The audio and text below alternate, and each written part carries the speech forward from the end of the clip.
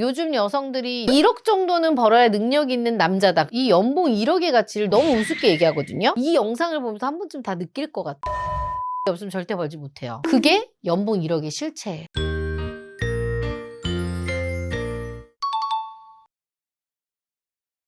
PD님들, 요즘 20대 여자분들 굉장히 많이 오는데 상담하다 보면 정말 놀랄 노짜입니다. 왜요? 그러니까 막 이런 거야. 전 조건 안 봐요. 연봉 1억이면 돼요. 이 연봉 1억의 가치를 너무 당연하게 얘기하는 거야. 마치 편의점에 도시락을 고르는 것처럼 1억이라는 숫자에 대한 거를 너무 쉽게 얘기하는 거죠. 20대 PD님 있잖아. 1억 어떻게 생각해? 연봉 1억? 저도 1억 정도는 있어야 된다고 생각을 하죠. 미쳤구나.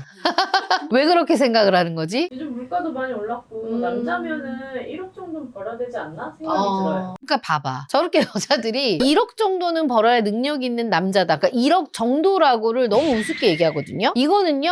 엄청난 착각이에요. 뭘 몰라서 하는 소리일 수도 있고요. PD님, 연봉 1억이 어떻게 만들어지는 돈인 줄 알아? 그래도 능력이 있으면은 받는 돈 아닐까요? 대부분 저렇게 얘기해. 근데 제가 말하고 싶은 건요. 여기서부터 틀렸다는 거죠. 그래서 제가 여성분들한테 꼭 알려주고 싶어서 이렇게 1억이라는 돈을 너무 아무렇지도 않게 얘기하시는 분들이 있어서 이 1억이라는 돈을 벌기 위해서 인생에 있어서 어떤 대가를 치러야 되는지 연봉 1억에 대한 실체를 아주 냉정하게 팩트로 한번 얘기를 해볼게요. 첫 번째, 인생을 갈아놓은 가격표입니다. 그게 무슨 뜻이에요? 연봉 1억은요, 능력이 좋아서 받는 현재 실력값이 아니라는 거죠. 그러니까 뭐냐면 10년, 15년 동안 과거 인생을 쌓아온 누적값이라는 거죠. 제가 실제로 상담한 38살의 대기업 과장님 얘기를 들어보면 그분이 한 연봉이 한 1억 2천 좀 넘었던 것 같은데 그분의 20대를 이제 막상 딱 열어보면요, 우리가 생각한 것처럼 그렇게 화려하지가 않아요. 이 남자분 같은 경우는 26살에 회사를 입사를 한 거예요, 대기업을. 그 다음에 30살에 대리. 그럼 봐봐, 26에서 대리까지 가는데 얼마 안 걸렸잖아. 그 엄청나게 뭐 야근도 하고 주말에 출근도 하고 요 시기 때는 아예 여자친구를 만날 순간도 없었대. 그리고 33살에 과장을 단 거예요. 그러니까 26에 들어와서 거의 7년 만에 과장을 단 거지. 과장을 달기까지 어떻게 한 거야, 이 사람은? 야근과 그 사이에 해외 주재원도 한 1, 2년 갔다 오고요. 일만 한 거예요, 한마디로. 결혼할 수 있는 최고의 빛나는 시기에 어떻게 보면 회사를 위해서 일을 한 거죠. 근데 이때까지도 연봉이 1억이 아니었다는 거야. 그래서 33살에 과장을 달았는데 38까지 지금도 과장인 거야. 그러면서 아까 해외 주재원 갔다 그랬잖아요. 귀국하고 나서도 팀 프로젝트나 이런 게 있으면 맡아서 하다 보니까 밤에 11시에 퇴근하는 날도 많고, 그래서 프로젝트를 여러 건 성사시키고 나서야 이제 연봉 1억을 조금 넘게 받을 수 있었다고 해요. 그럼 이 사람이 1억을 받기까지 얼마의 시간을 투자한 거예요, 회사에서? 12년이 넘는 시간을 투자한 거예요. 그냥 번 돈이 아니라는 거죠. 그래서 이 남성분이 저한테 그런 말을 하더라고요. 대표님, 저는 20대는 그냥 온전히 이 회사에다 저의 인생을 다 바쳤습니다. 근데 맞죠? 바쳤다는 표현이. 그러니까 이거야. 남들 여자들 만나서 놀 때 자기는 일했고 남들을 흔들릴 때 자기는 미친 듯이 버텼다는 거죠. 그게 연봉 1억의 실체예요. 어때요? 내가 얘기해주니까 우리 PD님. 마음에 와 닿아요? 할 말이 없어. 근데 이 반대로 20대 요즘 신입들은 어떻게 지내고 있을까요? 이 신입들은 주말에 친구 만나고 여행 다니고 할 거 다 하지. 근데 연봉 1억이 돼, 안 돼? 안 되잖아. 그러니까 이게 나쁘다는 게 아니라요. 20대는 당연해요. 근데 아까 대기업의 과장하고 비교했을 때 어때? 그의 20대는 여행 가고 친구들 만날 때 자기는 치열했잖아. 그러니까 1억이 된 거거든. 근데 그들 삶을 그대로 살면서 연봉 1억의 과장님처럼 연봉 1억을 벌 수 있다고 생각하는 거는, 이거는 이제 정말 말도 안 되는 거죠. 왜냐하면 이 연봉 1억이라는 돈은요, 10년 전부터 누적해온 나의 시간과 나의 노력, 이거에 대한 보상의 결과입니다. 그러니까 지금 본인들도 그렇게 해도 1억이 될까 말까라는 거죠. 그러니까 1억은 단순히 돈, 능력의 값이 아니라 한마디로 말하면 인생 갈아 넣은 거야, 지금까지. 그렇게 생각하면 돼요. 두 번째, 멘탈로 버틴 책임의 값입니다. 그게 무슨 뜻이에요? 그러니까 연봉 1억을 받는 사람들의 이제 공통점들이 있어요. 이게 뭐냐면, 한방 언니한테 가면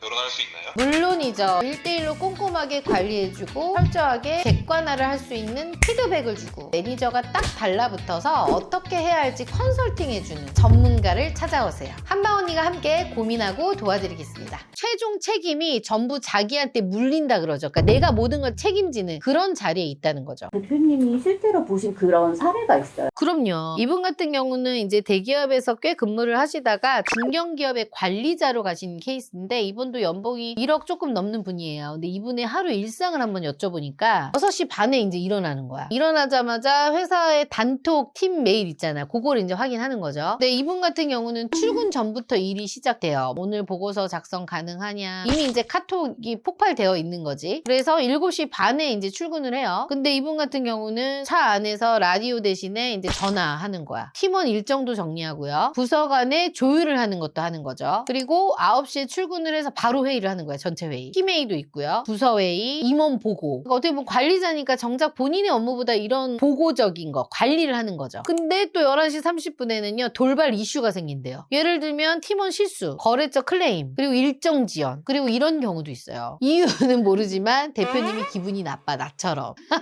근데 본인 잘못이 없어도요. 관리자이기 때문에 본인이 수습을 해야 돼요. 그리고 12시 반 이제 점심시간 금방 돼요. 근데 임원급이잖아. 그럼 점심도 미팅이야. 밥 먹으면서 팀원 고민 상담, 인사평가 이야기, 프로젝트 일정 압박. 편하게 먹는 점심이 없대. 점심 먹다 여러 번 취했다고 하더라고요. 그리고 다시 이제 점심시간 지나서 오후가 되면 2시부터는 보고서에 대한 수정 지옥이 열립니다. 팀원이 만든 자료를 본인이 다 결국엔 고치는 거죠. 그리고 이제 5시 반이 되죠. 팀원들은 퇴근을 해요. 근데 본인은 남아요. 왜냐면 임원 보고, 그리고 대표님의 갑작스러운 호출, 그리고 내일 회의 자료를 또 준비해야 돼. 그리고 8시쯤에 퇴근을 해요. 근데 집에 가는 길에도 전화를 해요. 메신저는 계속 울리고. 그리고 10시에 집에 도착하는 거예요. 근데 가족이 있어도 집에 가도 머릿속에는 그냥 회사 일밖에 생각이 안 나는 거지. 일상을 이렇게 봐보니까 어때? 사실이 아닌데.